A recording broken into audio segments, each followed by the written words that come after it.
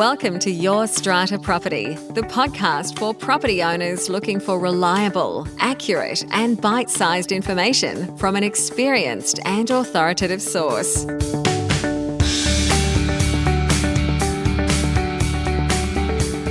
Hello and welcome to this week's podcast episode. I am your host, Strata lawyer Amanda Farmer, and it is my job here each week to help you make some sense of this often challenging, often confusing world that is strata living. Solo episode from me today. I'm going to be looking at the three different types of renovation works that we see in our residential strata buildings.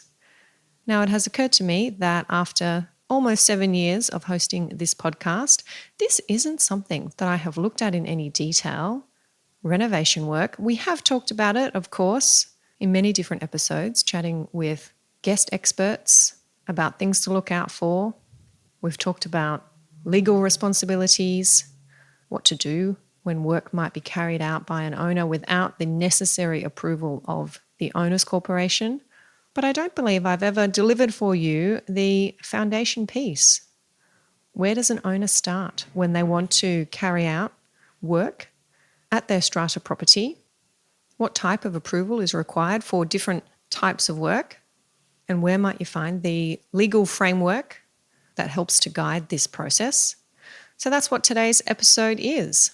Back to basics perhaps for some of you, an essential piece of the puzzle for others. I'll be talking today specifically about New South Wales strata law and referring to relevant provisions of the Strata Schemes Management Act in New South Wales. It's important that I say I will also be speaking generally about our law, about common processes and procedures. And it's important if you are an owner in a strata building looking at carrying out renovation work, however small, however significant, that you do have a close look at the specific bylaws, procedures, guidelines that might be in place for your community. And I'll let you know the best way I think you can go about making sure you're on top of those before you start your work. The other important point to highlight is that I am specifically talking about work at your property that affects the common property. And this is where we come to understand the importance of recognizing the difference between lot property, which is owned by you as an owner, and common property, which is owned by the owner's corporation. Sometimes that difference, that boundary between lot property and common property is not quite so clear, and it can be the source for some legal disputes in our world. And it's often hard to provide a clear and overarching definition of what lot property is and what common property is because every building is different. The starting point, I say, should always be your registered strata plan. That is the actual drawing of your building showing its precise location on the block of land, where it sits, as well as the location and the boundaries of each lot in the building. The strata plan itself may contain some written notations placed on there by the surveyor who drew the plan that can change the way we treat common property and lot property.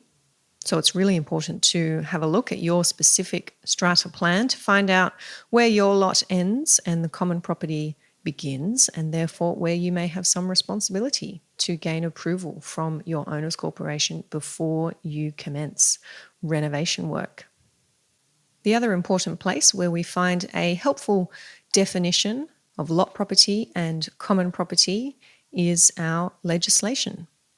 Interestingly, it is our Strata Schemes Development Act, not our Management Act that I mentioned earlier, but a different piece of legislation, the Strata Schemes Development Act in New South Wales, that defines lot property as beginning at the upper surface of the floor and the undersurface of the ceiling.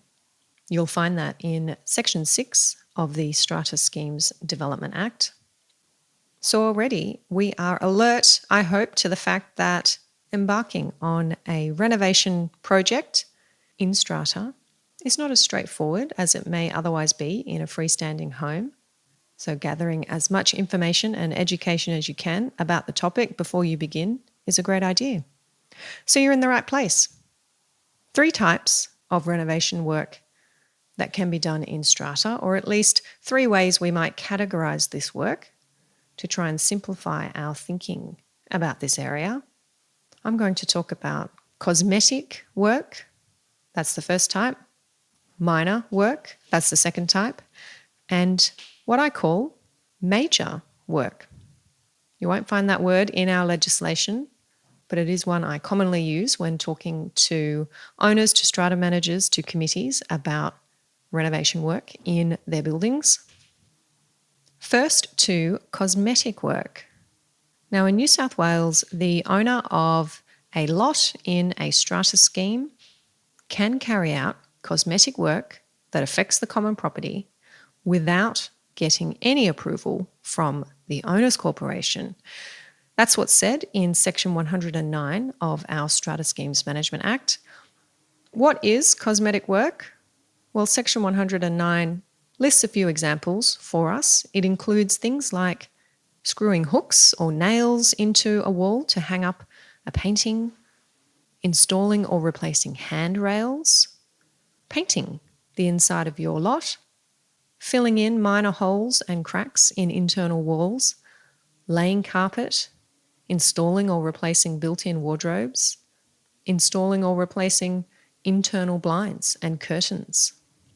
Cosmetic work is not limited to just those examples, and you might find that in your building there is a specific bylaw that has been registered that lists other items that your owner's corporation may consider to be cosmetic work.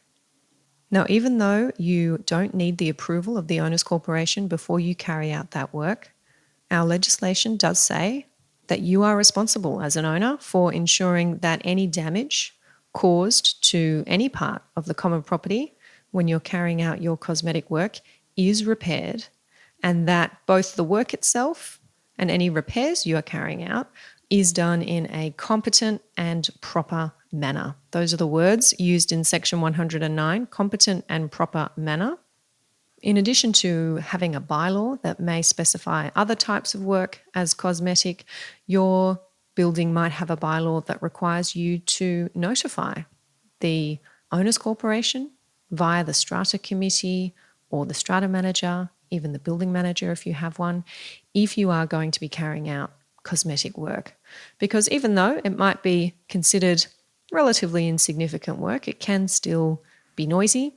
I know there's been a number of occasions in my own building when someone has sent an email through to the strata manager saying, hey, I think somebody's drilling holes in the floor upstairs. I can hear something really loud going on. What's happening? Has approval been sought? And when we investigate further, we find that somebody is simply putting up a bookshelf or hanging some new pictures on the wall. Cosmetic work, but we know how easily noise can travel, especially in our older buildings. So having a process to give your neighbours the heads up that you might be carrying out some cosmetic work can be a good idea. The second, and I think it might be safe to say most common type of renovation work we see in our strata buildings is what we call minor work. Now, the term minor is used in our legislation. It is in Section 110 of our Strata Schemes Management Act. Minor renovation work includes things like renovating a kitchen, installing or replacing hard flooring, changing recessed light fittings, installing or replacing wiring, cabling, or power points, the installation of a split system air conditioning unit, installing double or even triple glazed windows, and installing ceiling insulation. That's not the full list that is in our legislation. You'll find that both in Section 110 of the Strata Schemes Management Act and also over in Regulation 28 in the Strata Schemes Management Regulation. Links to all of this legislation in the show notes for this podcast episode. What kind of approval do you need to get if you want to carry out minor work? Well, Section 110 tells us that minor work is approved by an ordinary resolution at a general meeting of the Owners Corporation. There is another way to get minor work approved, and I'll tell you a bit about that in just a moment. The approval that is given for your minor work may be made subject to reasonable conditions, and I often see conditions relating to the time of day and the days on which work can be carried out, conditions relating to insurance, and a condition that as the owner of the lot at which the work is being carried out, you take full responsibility for the future repair and maintenance of any new items you might be installing as part of your work. So if it is an air conditioning unit, one of the reasonable conditions of approval may be that if there is ever a problem with that unit, you will not look to the owner's corporation to attend to or pay for the cost of that repair, but you will take full responsibility for that air conditioning unit. Similar to cosmetic work, the list that you see in our legislation of the types of minor work is not exhaustive. Buildings can classify certain additional work as minor, and the best way to do that is by passing a bylaw that makes very clear what type of work is minor work. The other thing you can do if you have a bylaw about minor work is to delegate to your strata committee the responsibility for approving minor work. So this is the other way that minor work can be approved. If you have a bylaw that says your strata committee has delegated authority to approve minor work, then you don't need to go to a general meeting and get approval by ordinary resolution. You just need to apply to your strata committee and they can approve the minor work. That is usually a more efficient, quicker, less expensive process, and that's the reason why many buildings have adopted that process for approving minor work. It is certainly something I recommend. Applications to install hard flooring are probably the most common type of minor work application I see, both in my practice as a lawyer and in my role as a committee member. And in my community, we've actually established a standard set of flooring conditions that we require every owner who wants to install hard flooring to comply with. An important point about applications for the approval of minor work.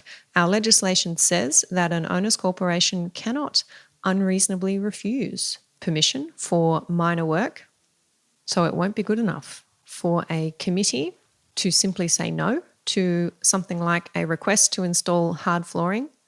There have been cases before our tribunal where that has occurred, and the tribunal has said the decision to refuse permission has been unreasonable. That's especially the case when there are opportunities to put in place approval conditions like those relating to insurance, indemnities, future responsibility for repair and maintenance. It will be a rare case, I think, where an application to carry out minor work can be reasonably refused.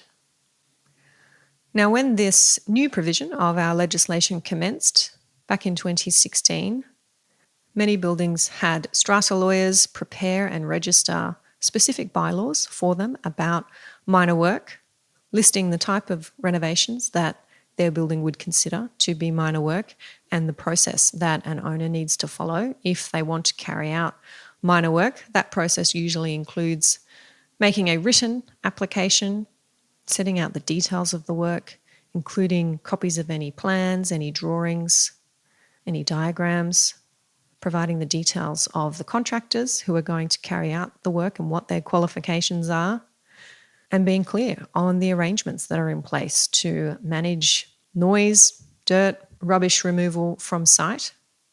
When we're talking about something like a kitchen renovation, that project can be significant. So it is entirely possible, if not likely, that your building has a bylaw that deals with the process for carrying out minor work. Do make sure that you are across that, you understand what that process is before you commence so that you can follow it and ensure your application for approval has the best chance of success. The third and final type of renovation work that I'm going to talk about today is what I am calling major work. Now, I said earlier that our legislation doesn't use the term major work. It certainly uses the terms cosmetic and minor. The third type isn't expressly given a helpful category, but I've come to call it major work, and I think many other strata lawyers do the same. What our legislation says is work that involves structural changes, work that changes the external appearance of a lot, and work that involves waterproofing cannot be cosmetic work and cannot be minor work. So it kind of defaults to this third position that I call major work.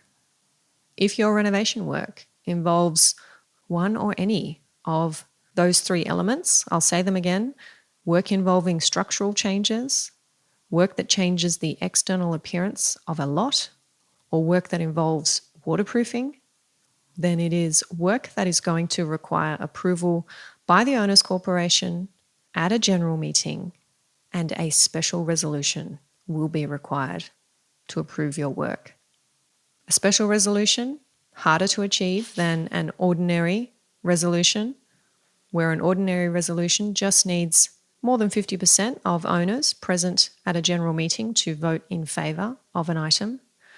A special resolution needs 75% voting in favour, and that 75% is calculated based on unit entitlements rather than a show of hands. So, put another way, if you have more than 25% of the unit entitlement that is present and voting at a general meeting opposing your major work, then you will not be able to achieve approval for that work. The most common type of major work that I see in strata are bathroom renovations. That is work involving waterproofing. Indeed, if you are ripping up the old tiles, replacing with new, there is going to be impact to waterproofing and the need for new waterproofing. That's what pushes bathroom renovation work out of the category of minor work. Structural changes. If you're removing a load-bearing wall, many owners in older buildings want to open up that old-fashioned kitchen, have some open plan living into the dining room. That often involves the removal of a load-bearing wall, the need to install a supporting beam, the need for engineering reports and engineering advice to make sure that's all done properly. That's work involving structural changes and work that changes the external appearance of a lot. This is an interesting one because sometimes this is where we see minor work pushed up into the category of major work. Air conditioning units are an example that come up again and again, where a split system air conditioner is going to be installed and the outdoor compressor unit needs to go on the balcony. Sometimes that can change the external appearance of the lot because the balcony is visible from street level, from other parts of the building, and it's hard to make that outdoor unit blend in and remain in keeping with the rest of the building. What would otherwise be minor work under Section 110, because it is changing the external appearance of a lot, can be pushed up into the category of major work and require that special resolution at a general meeting. Now, it's important that I say, in the modern context where many environmentally conscious owners may be looking at installing infrastructure to allow for solar power, electric vehicle charging, other types of sustainability measures, we do have a separate approval regime for that type of work in New South Wales. Indeed, it is easier to get that type of work approved, even if that work is going to affect waterproofing, involve a structural change, or change the external appearance of a lot. If it relates to the installation of sustainability infrastructure, then the work will only require an ordinary resolution, not a special resolution. There is a definition for sustainability infrastructure in our legislation and a bit of a checklist of the items that you do need to cover off when you are seeking approval for the installation of sustainability infrastructure. A topic that is outside the scope of today's podcast, but I do have some resources available on that topic that I'm happy to direct you to. if you'd like to reach out to me via email, amanda@yourstrataproperty.com.au. Now, for those of you in the know, experienced strata dwellers, committee members, strata managers, you will be attuned to the fact that this has been a very high-level summary of the 3 types of renovation works that may be carried out in strata and the general approval processes for each of those. Like many things in strata, the devil is in the detail. The detail is not something that I am covering today.